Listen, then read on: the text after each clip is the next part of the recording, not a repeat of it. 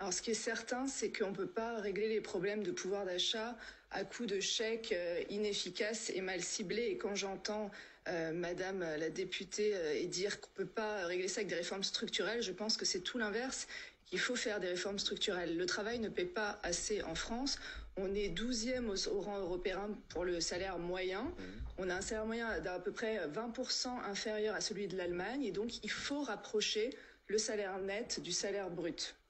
Et donc, la proposition de Valérie Pécresse, comme elle vient de l'expliquer, c'est d'augmenter de 10% les salaires nets pour les salaires jusqu'à 2,2 SMIC, donc c'est à peu près 2800 euros.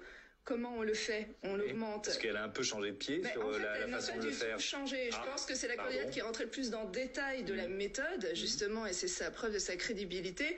Elle a changé ni l'objectif, ni la méthode. Qu'est-ce qu'on fait? Il y a eu un coup de fil du MEDEF quand même entre-temps. Mais heureusement qu'on concerte avec les entreprises et que l'État ne décide pas des salaires dans ce pays. Je suis assez libérale. Et donc, l'objectif, il est là, c'est les 10%. Les 3% dès cet été avec la baisse des cotisations vieillesse, donc reprise par l'État. Et ensuite, effectivement, nous, c'est notre façon de gouverner aussi, c'est la concertation.